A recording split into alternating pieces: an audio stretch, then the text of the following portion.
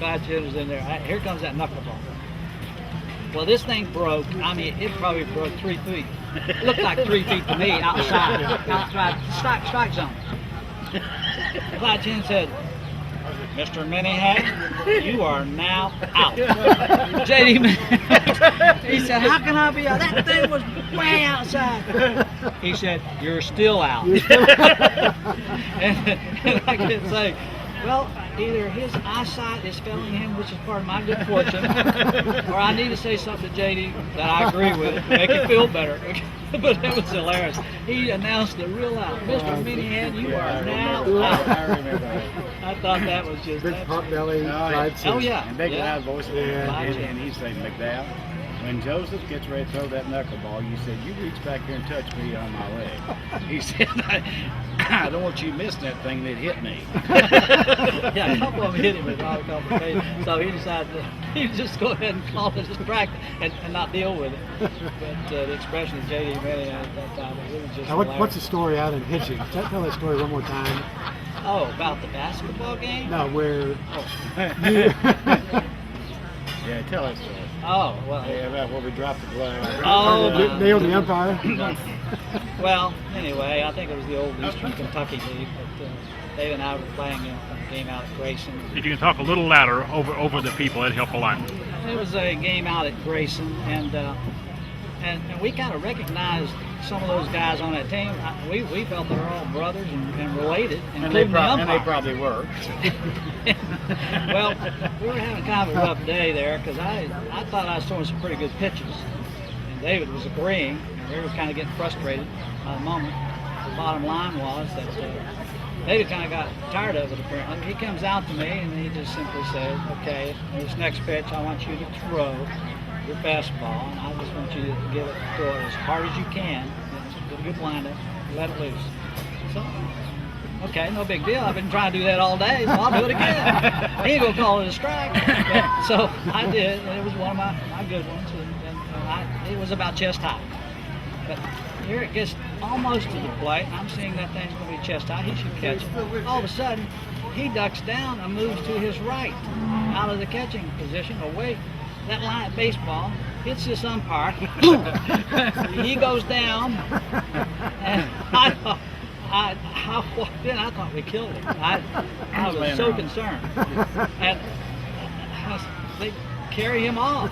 We got another umpire. Quivering like a chicken. But yeah, people come out of the stands, all the relatives up in the stands. How to nail an umpire. And I said, "David, that wasn't very nice. I didn't want to hit He him." didn't say it that nicely either. But anyway, that was a tough thing. I was scared that he was going to, that we really hurt him. That hurt. That bothered me a little bit. Anyway, we got better calls after that. Yeah, A new we umpire came. did. So, We had good calls. I think we got a brother-in-law instead of a brother. yeah, we still got a relative, but he was a little blinder, I guess, and we got the benefit of the calls. But anyway, they're just some great experiences. That's a Malcolm Conley story. Malcolm Conley story. I can tell you many, many stories about Malcolm Conley. A little louder. He was a motivator, a very kind person to a lot of young children that inspired a lot of lives to do better in life. And he set the example for that. In my opinion, Malcolm was very inspirational in the starting of the Westwood Boys Club. Well, matter of fact, he was. He and Charlie Hobbs, I don't know where you guys remember Charlie Hobbs or not, but they started the Westwood Boys Club in a chicken house outside of Charlie Hobbs' house in the backyard. And of course, all of us little young kids came in there and loafed around there every day anyhow, so they figured they better start a boys club to get rid of us kids. So we, killing all the grass in the yard. But that's how it started. Malcolm was very instrumental in creating a lot of good things for a lot of young people in Westwood. And I think the Westwood Boys Club ought to be remembered by using his name. I would kind of agree. And things I remember most about Nick Conley was the Boys Club affiliation. I got introduced to the Boys Club by virtue of a friend who lived down at the bottom of the hill, if you will, out in Westwood. And Mick Conley was just somebody that just would do anything in the world for the kids that were coming to the club and keeping us involved in activities and so forth. But primarily, the baseball side of it certainly crept in at an early time and age. And so we always hoped we had enough boys there that we could play baseball and compete up in the Ashland YMCA leagues, I guess it was at that time. And so we got started playing there. And Malcolm would come around in his 1955 Thunderbird, or not Thunderbird, it was Mercury. Black, red and black. Yeah. It was virtually brand new at that time. So he'd pick up on as many kids as he could, just pile them in there and take them to the ball park. And we never had a care about a glove, a ball, a bat. But more importantly, he really showed a legitimate interest in us as individuals. And wanting to, since that, he wanted to impact our lives in a positive way. And he led by example. That's the best way I can say. He was truly a mentor to us. We, growing up in Westwood, but we just never had a worry or care that we couldn't share with him. And he always seemed to find some kind of a solution, whatever it may be. So He coached you in Pony League. coached Pony League, the Midget League, Midget. and I think we got up into what was the equivalent to Babe Ruth. You here? Junior, maybe Junior League. Is it junior? Let's move to the Side. backside. It was a junior league that's like the What's the time. sign saying right So, I mean, it probably broke 3 feet. It looked like 3 feet to me outside. Regional conference that we had today. So what we're going to call it? Yeah. Planning conference was Central Park. All right. CP number one. CP1. Planning conference. Yeah. Okay. Well, We'll Dave, pick up on where you were with. Yeah, he coached in Pony League, all the different leagues, like Yeah. Pony League. Midget League, Midget, and I think it was the junior league at the I time. take my makeup and my girdle on. we'll cut that part out. No, Not the Babe Ruth. no, was Babe junior. Ruth. It was junior league. I believe it. There was a junior league, wasn't Then you there? had American Legion. Yeah, and then American Legion. Okay. Right. That was the path that I took. I didn't play the little league or Babe Ruth, but I on through. Okay, American Legion. if you can bring your volume and your voice up a little bit, Okay. it'll make it that much better. We still got some outdoor winds and stuff like that. Okay. Otherwise, it should work fine. We'll try to do that. But anyway, follow up to that, Mick Conley, though, he was more than just a director of the Boys Club. He was in many ways, he was a father to many of us, frankly. And it was sad that I learned that he passed away August 31st, 1987. And I did have the occasion to go out and visit with him in 2006. And we reminisced and backed about coaching and baseball in particular and Central Park. And just it introduced us to, us boys in Westwood at least, to a whole another arena of people that I believe we otherwise wouldn't have experienced. And got to know them, and especially all you Ashland guys. Initially, we saw you as just stiff competitors. We never did like you. And we would always say, well, we don't care what to say about you, but we still like you. But just a lot of fellowship and good competition. But again, miss Mick. I'm very glad I had the occasion to meet with him before he passed away last year. So. What did you guys really think about us fellows from Iceland coming into the organized baseball system in Iceland? What was your feeling? Westwood boys? Yeah, our Westwood boys coming into Iceland. Yeah. I want to get into the Okay. Ashland Fairview game. Oh, that okay. story. The I really Ashland want to try to Fairview capture that one. Yeah, there's this myth that appears to be perpetuated going around about Fairview High School actually beat Ashland in baseball. Well, it's not a myth. And It's underscore myth. whether Gary Wright wants to admit it or not, he's dodged the issue for quite some time. But we had the box scores. No, we do not have the box scores. We have the editorial that gives us proof that Ashland and Fairview played in Ashland got beat 8-7. Okay, and a pitcher by the name of Gary Bayless, which was an unknown at the time. There's an editorial on this? Yeah. You wrote it on your website. Oh, Okay. that's what you Okay, but anyhow, Ashland was got their butts kicked that day. Well, just to follow that up, I think any good reporting and research is going to prove us correct. That's right. Because we know it's rare that we would ever beat Ashland in anything. But we've got to hang on to this thing. We've got to fight to make sure this thing is part of being memorialized. Well, that day after the game, or the next day, it was one of those occasions where they may as well close school because nobody went. It was like a national holiday in the Westwood area. Well, it was unheard of for anybody to beat Ashland, let alone in baseball, from a little place called Westwood, Fairview High School.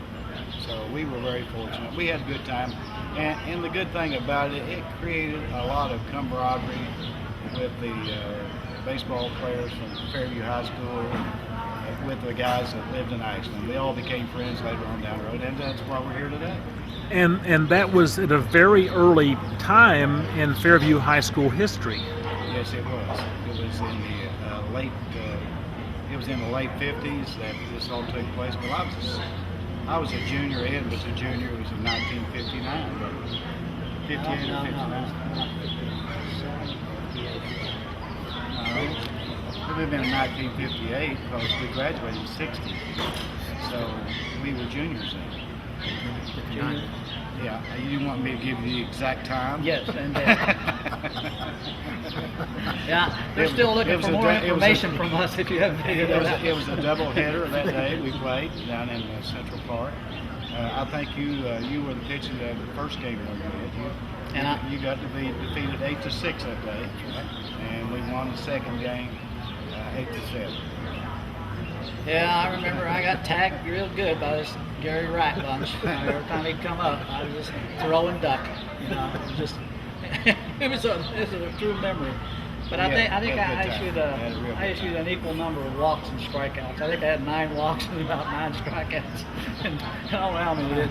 Well, that day though, Ed, I reflect back on it. I got 3 walks and I got hit batter.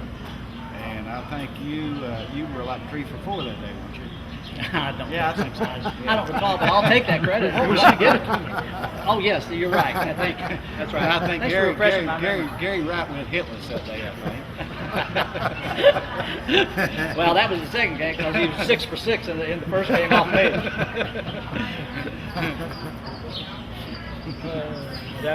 You're not going to use that stuff, are you? No. Yeah, Gary was smooth out there. We didn't want to hit anything. Headed down the right track? Okay. Yeah. I think what else? So David first, and then Ed. Looking back now, literally the 50s was our time that we were coming of age. We were playing baseball, and CP1 was a large part of our lives. Even though for you and for others, it meant a trip to get there. I'd like your perspective as somebody who lived a little farther away about what that place represented to you guys. Well, and there was a lot of fear there to start with. I remember the first game that we played there at CP number 1. We had just graduated from Babe Ruth and other lesser leagues, and knowing that we were going to have to play on the big diamond at CP number 1, my goodness, were we scared to death, But we made the transition pretty well. Do you remember that, Ed?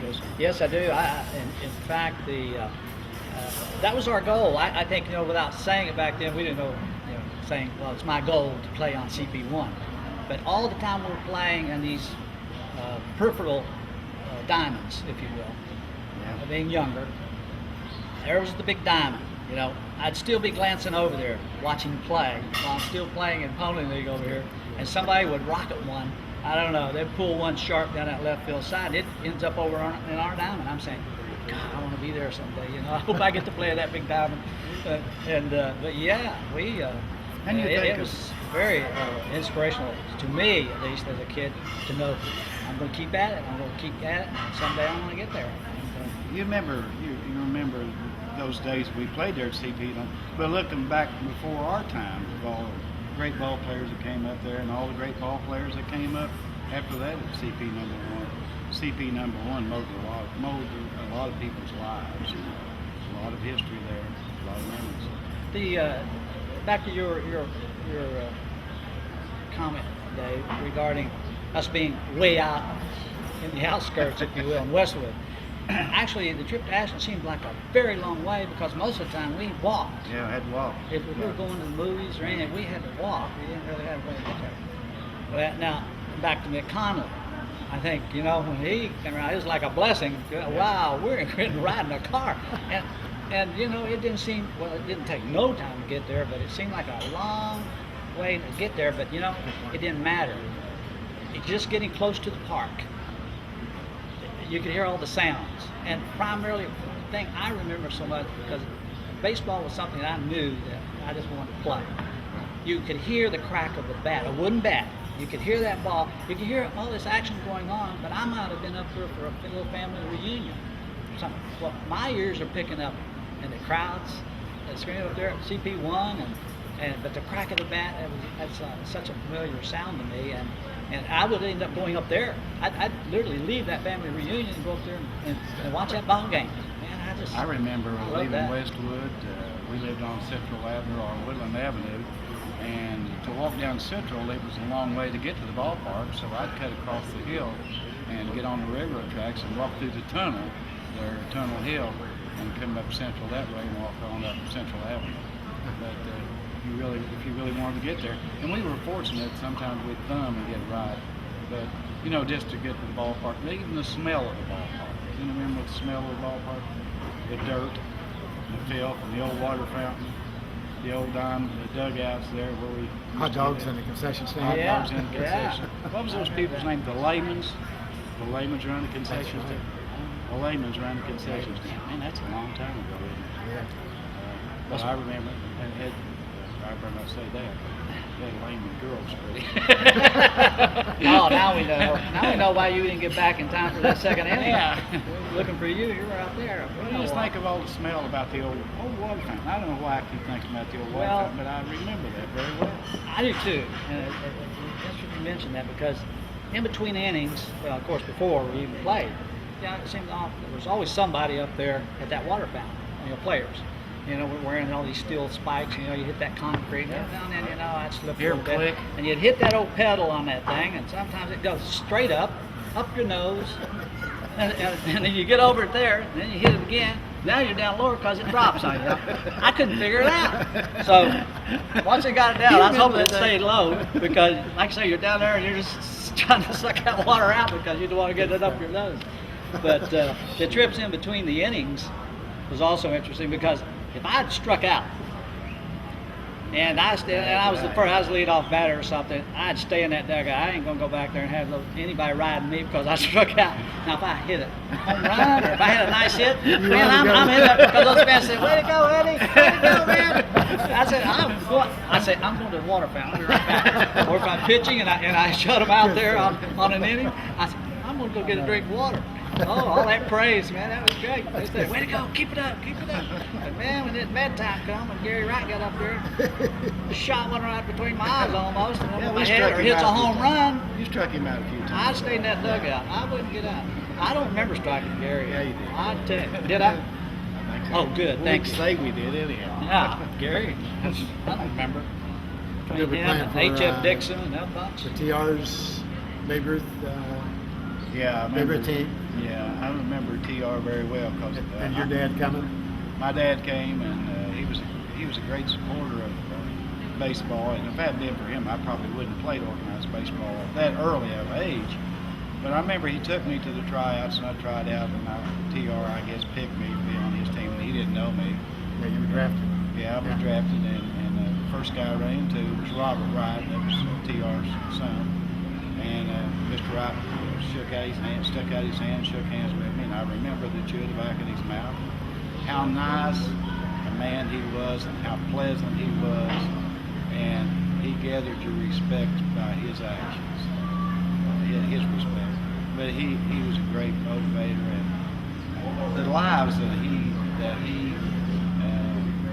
influenced throughout his, I'll call it a legacy in that area. He was well known by everybody, very well respected, and I look back on things that he taught me, especially he would get Robert to pitch batting practice. Of course, Robert, he'd throw him harder than we could hit, of course, and then Robert was a great inspiration teaching me how to catch.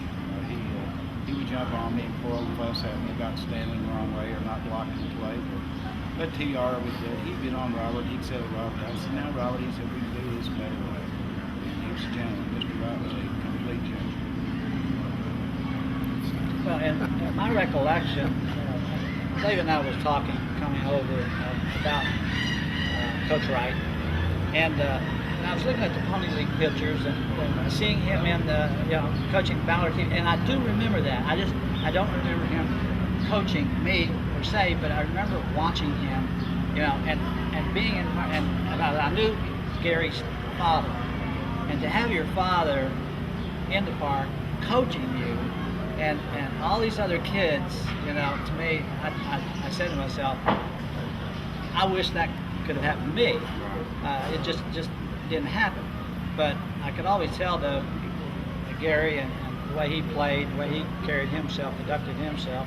I know he was quite proud of his dad, and I know just watching his dad that he was so proud of his boys playing and that sort of thing. But it's great to have been in a league with people like that influences all of us in some way. And mine was from a little bit of a distance, and because I didn't get into the little league side, I went up a different program. But again, Gary, I agree. Everything I know about your father, wow, great guy, very impressive. And, he's been an inspiration to a lot of people. And I just wish I'd known him better, frankly. I'd have given anything to have played for him and had that kind of an influence on me. It would have even been greater. It would have sweetened the pot, I call it. Okay, one last comment from each of you guys. Looking back on the perspective of all this time, kind of like I was talking about the article that I wrote to the kids who were having the experience in the Sandlot and the things they wouldn't know for years to come. What is your take on the things that you picked up in the baseball experience in general, and how that contributed to who you became? I think it's a character builder, and the relationship that you have with the kids that you play baseball with molds a lot of character in your life, and the people that you meet throughout your baseball career. You never forget those memories, and we reflect back on our daily lives and things that we've said and done. But just like meeting Gary again after all these years, I went to him at Central Park, the baseball diamond. He's helping contribute to the city of Ashland in name of his father. But after even off all those years, we can reflect back on playing on the same team together, the old Braves team, and coming up through the Ashland High School Fairview competition. Those things that you never forget, and if you try to instill that in the young people's lives, that those days are important when they're doing that. Later on down the road, those are things that you'll never forget. I think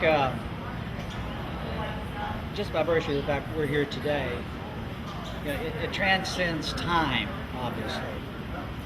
Who we are, David mentioned, and self-reflection.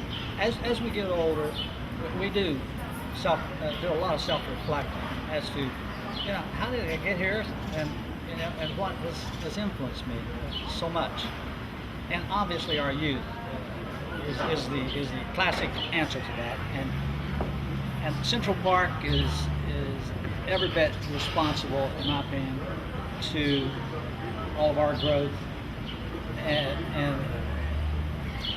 the importance of it is it communicates a message that kids, you don't recognize it at first. You're enjoying life. It is part of your life. But later on, those kinds of influences make you who you really are. And it's noticed, and when I go back to visit relatives in the Ashland area, there's no time that I've gone back that I don't go to Central Park to this day. It's just that it's like a magnet that draws you there. That is you. Central Park is you. CP1 is me.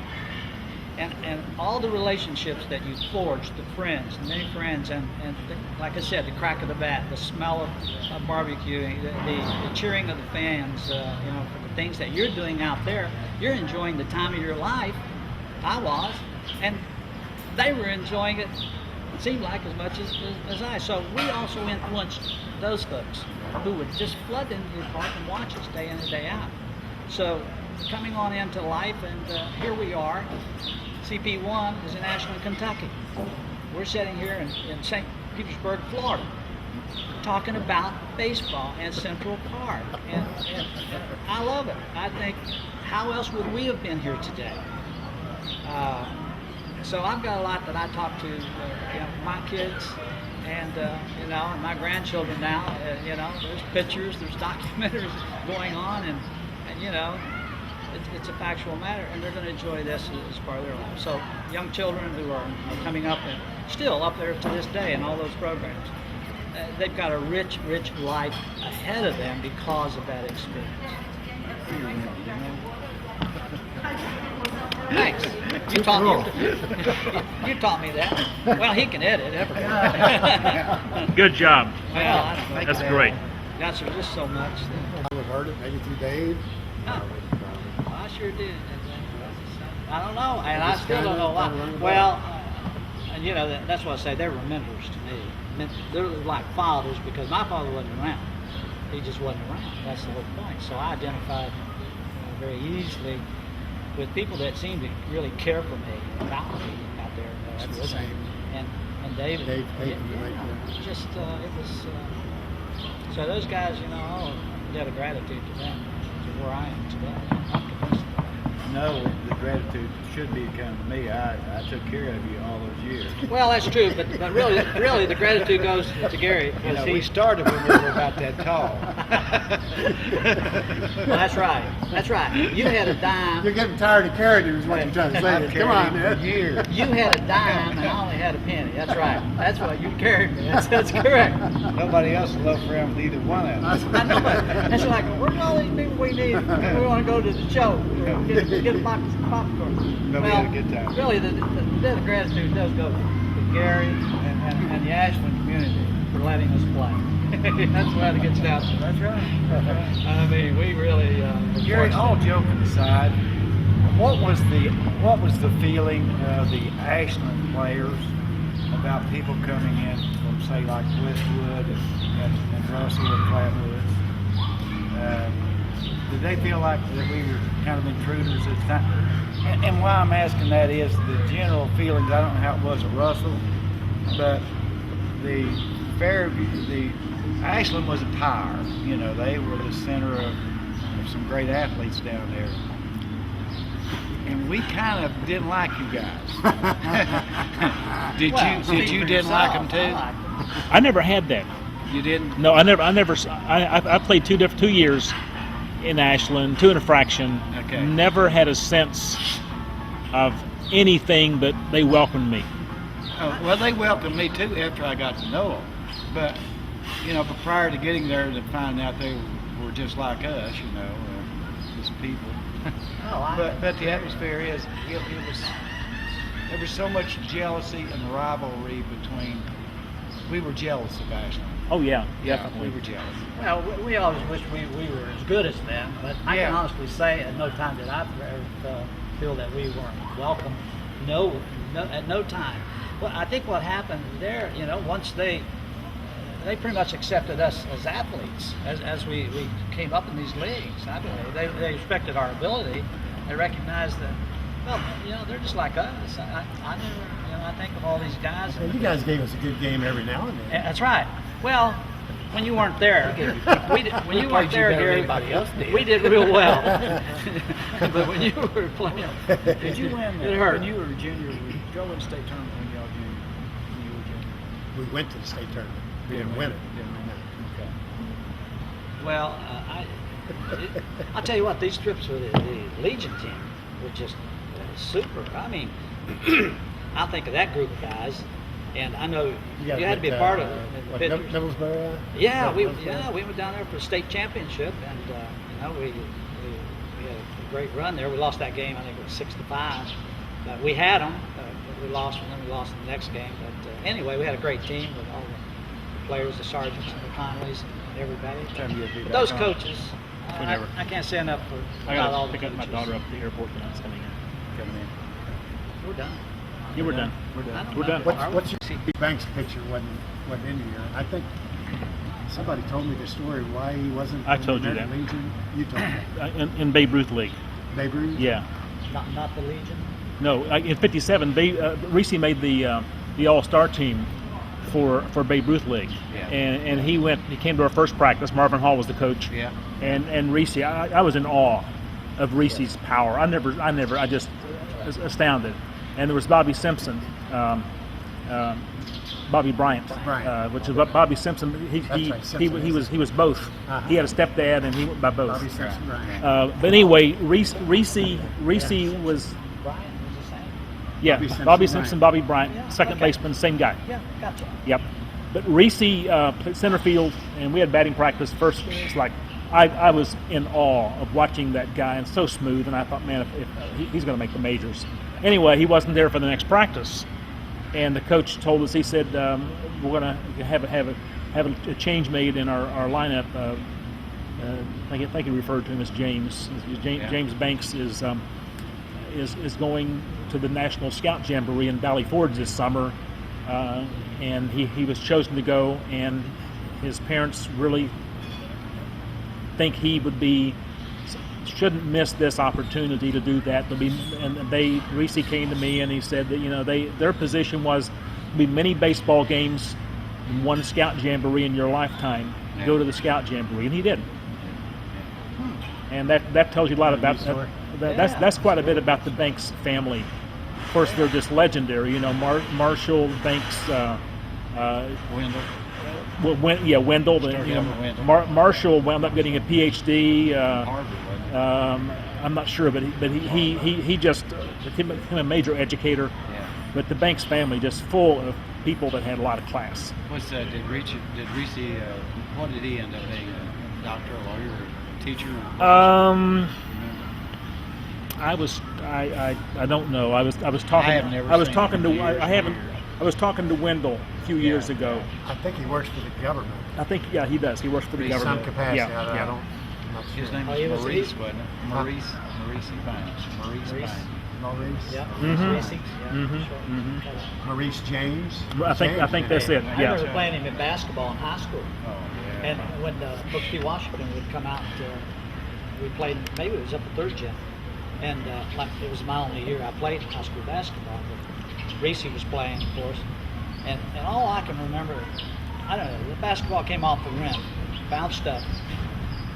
And no joking, all joking aside, I was looking at the bottom of his shoes. I'm serious. I could not believe the vertical leap or whatever. And I mean, but his timing was what was so interesting, because I could get up, touch the rim, grab a rim with both hands at that time. I couldn't dunk the ball, but anyway, I was just trying to go for the rebound. He's airborne. I mean, unbelievable athletic ability. And then, like you said, in baseball, my gosh, he would jack He's a some man balls. playing with balls. And so smooth, as you said. He's a And man. he just sort of glided. Actually, he glided after the fly balls in the outfield. Yeah. A lot like Gary Wright did at shortstop going for the ball. He's very smooth, just hands, just great hands and anticipation. I like the Booker T cheerleaders. Like Yeah, what? cheerleaders at Booker T Washington. Who's gonna get to ask the question? Me. I can talk to a camera. He's had some experience on that. Okay, so, well, I realized that I wasn't going to make the majors. It took me a while. Until I got in college, the realization finally hit. And it was my freshman year of college, and I think we were playing University of Kentucky. And you mentioned a familiar name, a guy by the name of Cotton Nash. Wait, hold on. We're gonna have this noise overpowers here.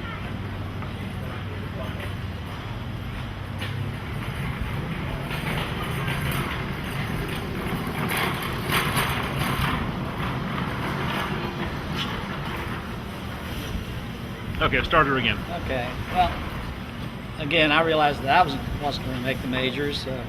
Well, I'm not so sure out of high school because we were playing American Legion ball, and our first state tournament game, a couple of scouts talked to me after that game.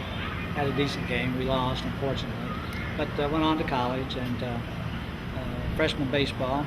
I had the pleasure of playing, or regrets, I'm not sure which, but. We played University of Kentucky, and Cotton Nash was first baseman that day, and I was on third.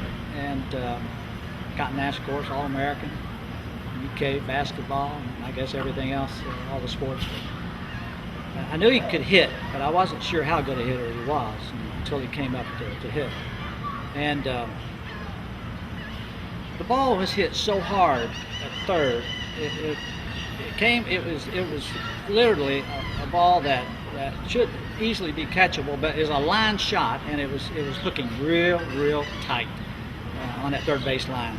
Well, I went for the ball. It literally, I got my glove on it. It literally hit the glove, took the glove.